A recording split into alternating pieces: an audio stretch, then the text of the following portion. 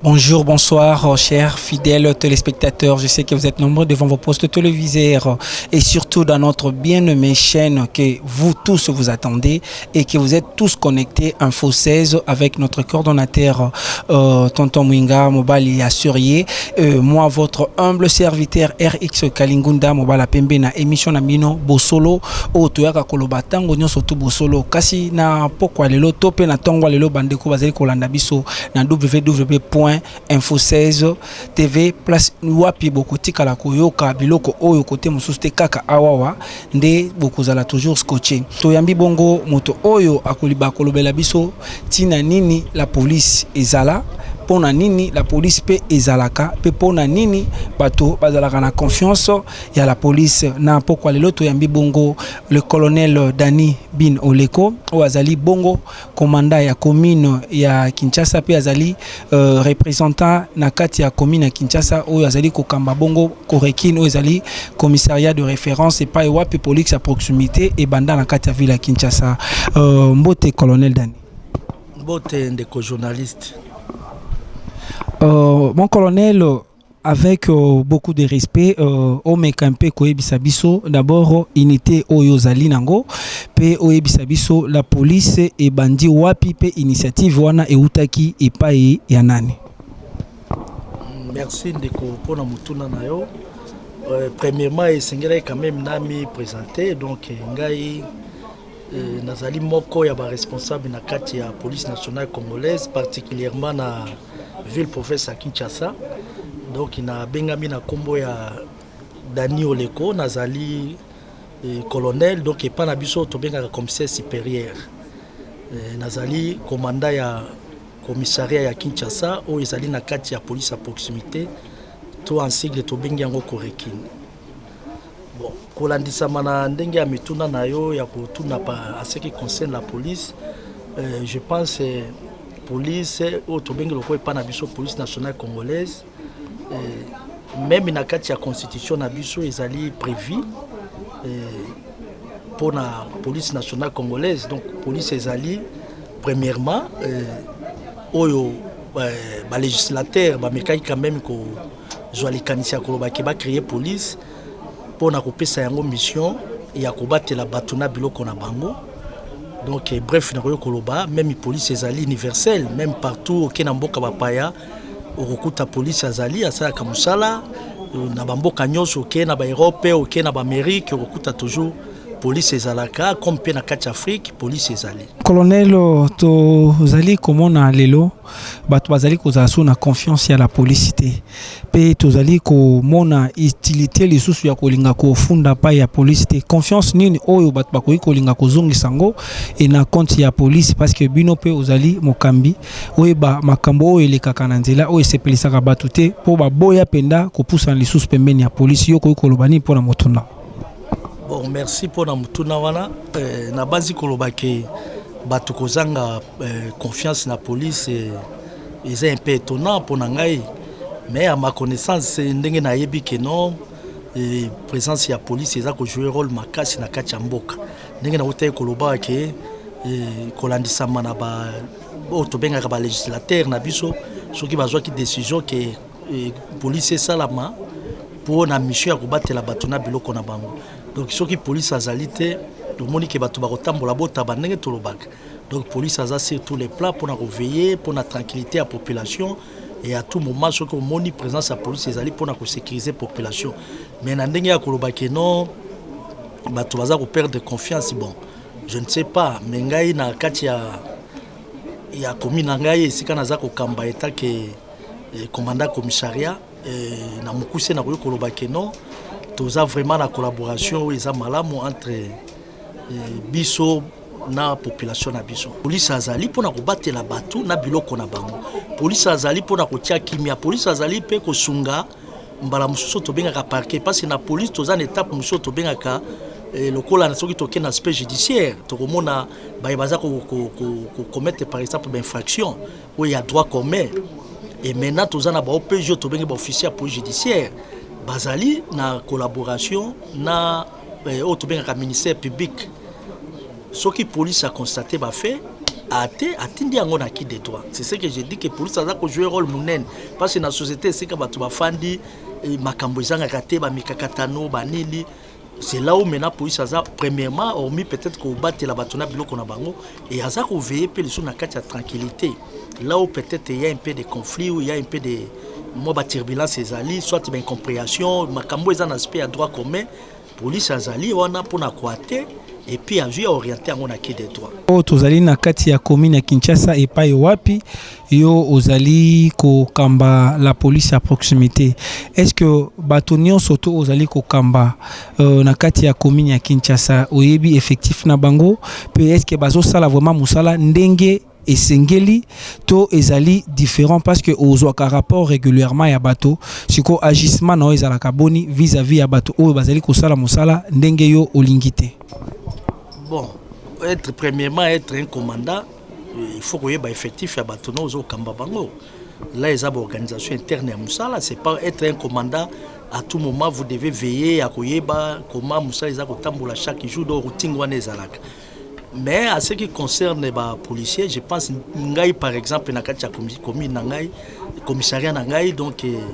toujours qui grâce, il y a une formation, il y a police de proximité. Au moins, dans la police à proximité, il y a beaucoup plus de partenariat dans la population.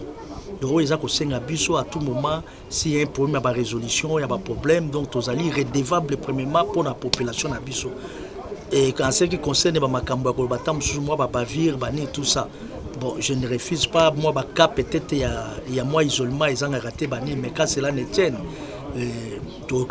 côté. Toza toujours wana kusala ya koyeba ko veiller et ba policier na biso baza na kati ya déontologie toza nango na kati ya concept toza nango ya police à proximité ba yebi comment collaborer avec leur population donc les police azali vraiment to benga baza na mayo moko ya makasi entre bango na population ndenge tolobaka lokola e bale na mbisi police donc azali ndenge moko na peuple na biso ndenge toza ko collaborer na bango. Exemple muke parce que tozwa kima bandeko batuni biso motuna soki alinga ça la procédure ya kokoma na la police qui a eu problème parce que vous parlez de la police à proximité na 10 règles d'or il y a police à proximité qui est déplacement to ko porter plainte c'est gratuit mais l'autre ozali comme on a babilo ko wana ezali différent mais tant on batu bazali ko kende na kati ya la police ba pour ba se sentir à l'aise que baza na kati ya police à proximité ezali différent na ba commune mususu awa ele kaka ndenge nini o koyebisa bato bazali kolanda yo ba ndenge nini mutu akolinga ça la procédure pour na kokoma epai na bino pour na ko porter plainte. Merci Ndeko. Nabanzi ndenge na uta ekoloba la fois passée. Omoni na kacha ya concept ya police ya proximité, toza na ba norme o esengeli na batu baye ba kolandela yango. Peut-être na ko lingana la kisayo o toza lokwa na 10 règles d'or na biso ya commissariat. So ko permettre ngai na meka ko laksango pour que batu ba mona ba réalité nango.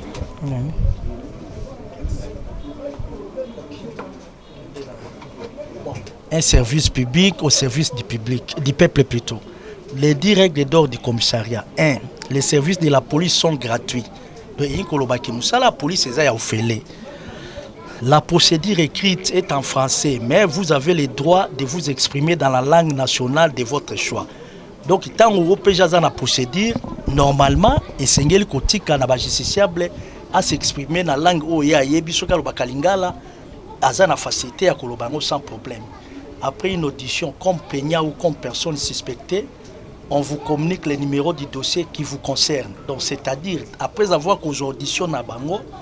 OPJ a droit à couper sa bango numéro de dossier pour que la continuité soit suivie à dossier na bango. Si vous êtes plaignant, vous avez le droit d'être assisté par une personne de confiance de votre choix. Donc, Mouto Azali plaignant, Azana droit à l'assister, un avocat conseil nae, même il peut accuser, Azape na droit à assister na donc na Mouto ya choix nae, ou à maîtriser matière judiciaire. Et vous avez le droit de demander à ce qu'on vous informe de suite, réservé à votre problème ou à votre plainte. Donc, Mouto qui a kangami, a interpellé plutôt dans la police, et sengeli ayeba motif il y a soit il y a infraction ou soit bengeli pour un problème nini. Donc il faut que les gens de façon que les gens malamu. Donc, surtout si une infraction vous est reprochée, les policiers notifiera à vos explications dans un procès verbal. Donc, ce qui est infraction est consommé, vous êtes la charge, automatiquement, il faut battre sur PV. Là, ils ont mis ça au OPJ. En cas d'infraction, l'officier de police judiciaire pourra vous proposer le paiement d'une amende transactionnelle et vous réserver un récit validé par le ministère des Finances. Donc, dans le cas où tout le monde a une infraction consommée, l'action publique appartient à l'État. Donc, si l'infraction est consommée, OPJ a un pouvoir, soit il y a une amende transactionnelle, mais au foot, il y a un moyen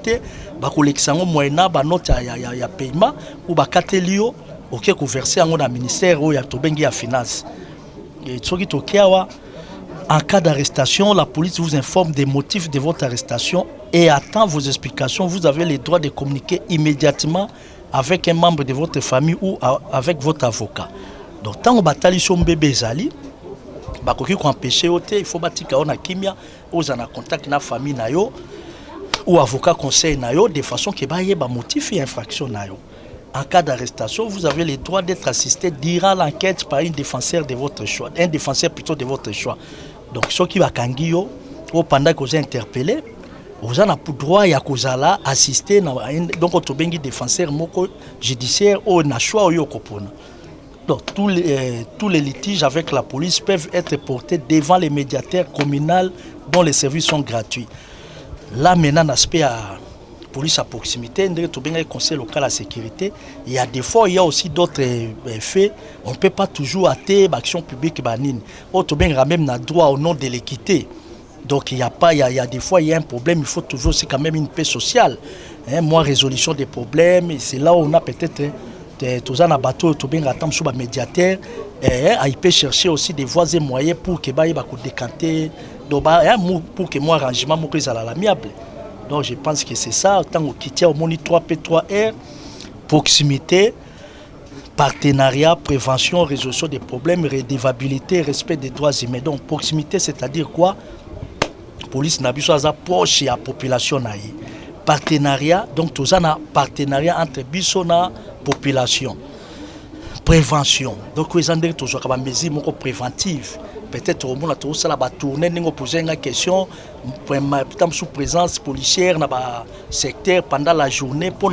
veiller la sécurité de la population à Bisso. Résolution des problèmes. Donc s'il y a un conflit, au nom de l'équité, on peut toutefois trouver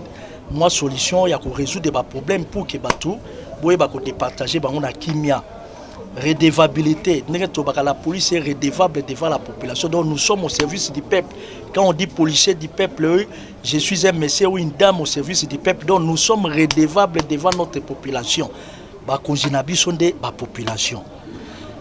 Respect des droits humains. Donc c'est-à-dire police n'a pas respect à la norme et droits humains, donc droits de l'homme. Quand on dit que la personne humaine est sacrée, moutako kozate le quoi ba torture ko beta ko finga bani non c'est pas ça. Donc police c'est ça na respect à droits humains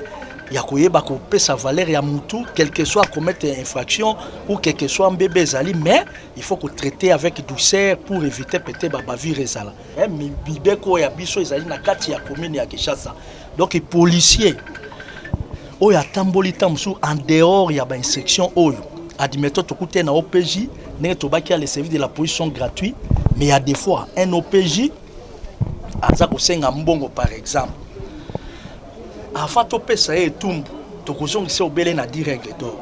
Mais messieurs, yo ebi bien balobi que première règle lobby que les services de la police sont gratuits. Mais qu'est-ce qui a fait pour que yo senga mtumbon? Donc à cause de tumbunaye nyonso eza ba norme ya procédure. Donc na kati ya bato bazali ko kambama na commandement na ngai ko banda na ngai kino soda suka esengeli ba yeba koto sa direct de dora commissariat. Soki mutu akeli banda nango la eza ko abuki mibeko. Kozala policier, kozala mokonzi OPJ elobite ke yo zali kola mibeko. Yo zali pe ko batela mibeko mais yo pe soki osali erreur obungi sambi na kati ya mibeko yeba ke mbebe ko kwela donc etumbu ko joyo. Ndango moni o ezali lokola catéchiste to benga ke tikali na kati ya mémoire na biso. Soki policier ameki ko se comporter na ndenge ya mabe avant to punir to ko se référer kaka na ba norme o ya direct d'or. Oui, ba ndeko balandi ya Info 16 pe na kati ya émission na bino bosolo. Je crois que wana tozali kaka na kati ya émission pe tozali kokoma déjà na suka ya kusisa émission na bino. Wabino ndeko RX onde ayaki bongo na kati ya commune ya Kinshasa epai wapi colonel Dani Bin Oleko oyo akambaka na kati ya commune ya Kinshasa kasi motuna pe to komi vraiment na suka. Mon colonel okoki kolobela biso na deux mots. Na ndenge uti koloba pona makambo tali police à proximité lolenge nini kotambola kasi soki mutu azali na posa ya kolinga akoma policier na banzi eloko nyonso esengaka avant mutu akoma ta yo ndenge ozande ko journaliste wana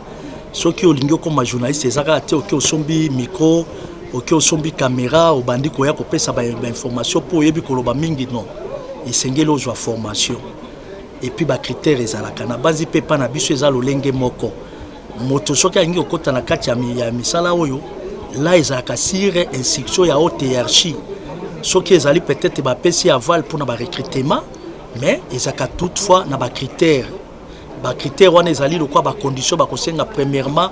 tobazaka beaucoup plus na niveau intellectuel parce que moni police ya lelo eza lokola te que vous pouvez prendre n'importe vous savez à l'époque c'était comment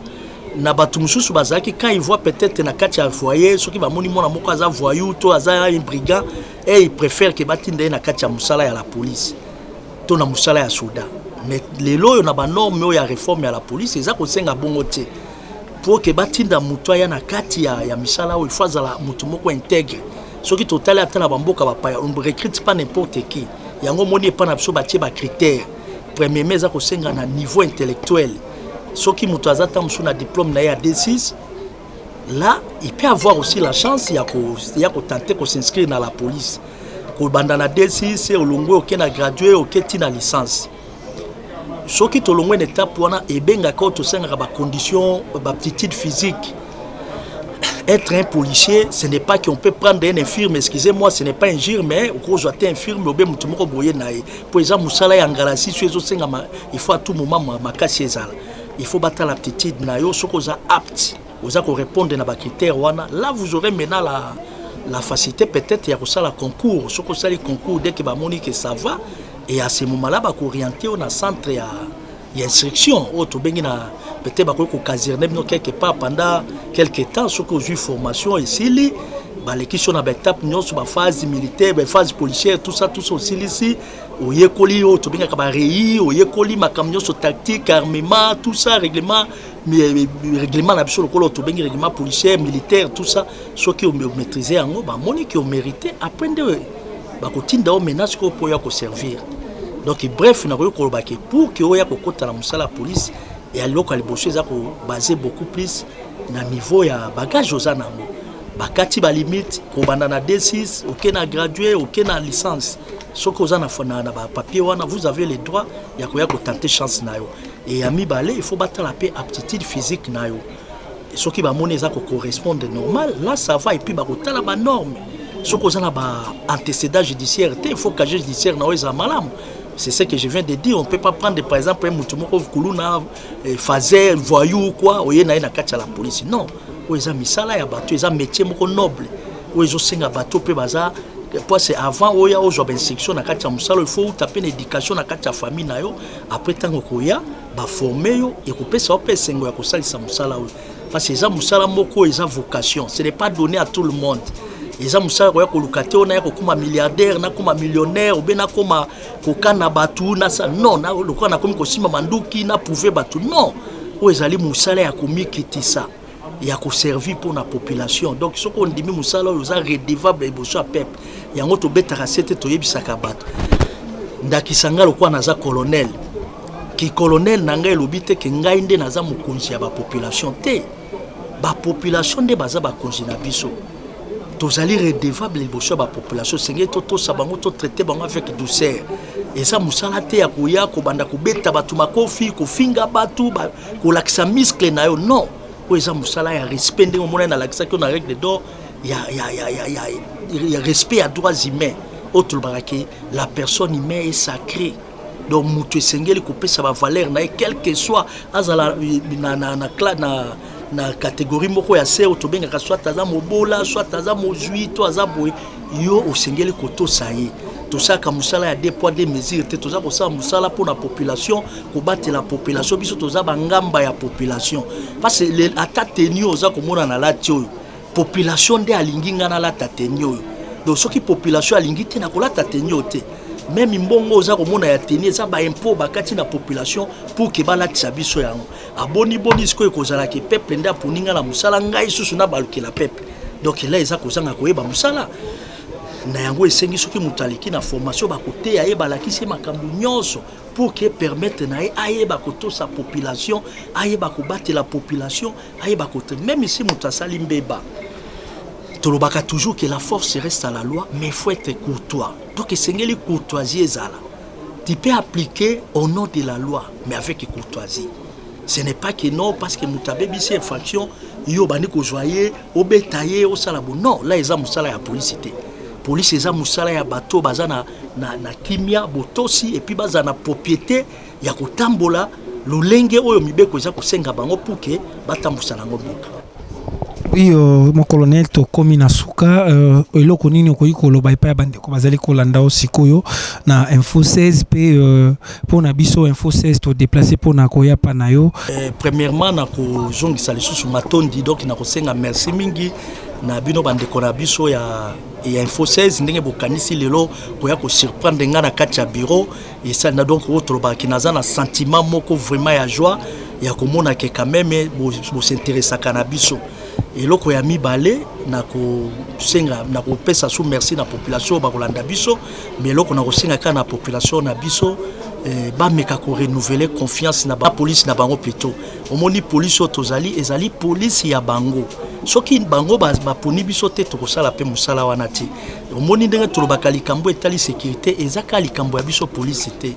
ezali na peuple pe sengeli atia biso maboko omoni police akozala anamo mais population sengela za naval pour que basunga biso toyeba ndenge ya kotambusa musala peut-être otobenga ba auto dénonciation et ko kozana na kwe moko mabe moko eza ko sa to batu baza ko kana basala mabe kaka ba population de bakoya ko informer biso que non police be mo konzitale sika songolo pakala moyiki kezali et à ce moment-là ça va nous permettre maintenant ya koyeba pour que to tia kimia na sika wana yango to sengi na population bazaka na biso toujours na collaboration ba bureau ezai pona bango soki tozali eza pona bango à tout moment soki baza na posa na biso po ba pesa biso ba information na makambo etali aspect ya sécurité porte eza ouverte de façon que baya toyeba ndenge ni to kobatela bisika na biso kimia ezala moni na kati ya commune na ndenge na baka toza ko gérer les sous 112 ba konji ba ota ba konji ya biso ya likolo ba kanisa ki mingi peut-être ko tenter expérimentation na kati ya commune à Kinshasa omoni 112 ezali baza ko se référer toujours na ba norme soki intervention ezali ekoya ya ofele ekosenga mbongo te bakoya ko sala musala na ndenge ya malamu et to kosenga ka na population ba pesa confiance na bango et puis na ba 112 il y a des fois ça nous fait mal omoni na kati ya organisation wana toza na ba réseau moko téléphonique et tout ça où ezali pour na ko gérer ba appel à ba urgence mais il y a des fois comme on a batumsu baza ko benga kaka tantôt pour tenter chance ou ils appellent peut-être pour na ba distraction moko où ils a vraiment na tinati or il fallait batika comme on dit ba réseaux à s'attirer à tout moment or ils a ko sa malamu te et sengeli batika ka pourtant mususu yo tango zo sa dérangement na réseau et ko yiko zapper na ndeko moko azana mikakatano o ezo senga police ya ko sungai mais tant perturbation zo sala pour appel na yo kotaki ya distraction pendant que yekuna za déjà lésé soit ta na ba difficulté et yango moni faut respect zalaka mono to ba la charité bien ordonnée commence par soi-même police eza ya bino population ba 112 eza ya bino esengeli bino moko bo batela bilo kona bino boye ba pe ko batela ba réseau wana et ko sunga bino parce que pour na intérêt ya sécurité na biso donc moi moké nazaki nango yango wana et puis nazo na soki liso na kosenga merci na ndenge bokanisa ki vraiment koya kotala ngai merci mingi ba ndeko balandi ya émission Bosolo to ebisi bino pendake na Bosolo nde bokoyo kapenda Bosolo na makambo nyonso tout merci mingi na colonel Dani Oleko oyo ayambaki biso a disposer kita na ye atiki ba préoccupation ba rapport nyonso to ya musala alobi ya pesa biso quand même ne fils que ba minute to zalaki nango pona koyeba kosola na ye bandeko oyo bozali bozali na difficulté bobanga te la police ezali wana et surtout 112 bobenga soki bozali vraiment na urgence bobenga te po bomisepelisa boyoka kaka téléphone na yo sonné ozali kosolola na bato. Merci bongo epai na yo les fondateurs l'initiateur il y a Info 16 tonton Mwinga Mobala Surier. Merci les sous la famille Ngunda, merci mingi na Afrique du Sud kuna epai docteur Gegimbonda na libotane mobima Mimi Mwanda, merci na bande konyo surtout bozali scotché cimenté ya kolanda biso tozali wana pona ko informer bino makambo nyonso to ezala o ezali numéro oyo ezali kaka awana Info 16 netokute na bino na prochain numéro. Ciao.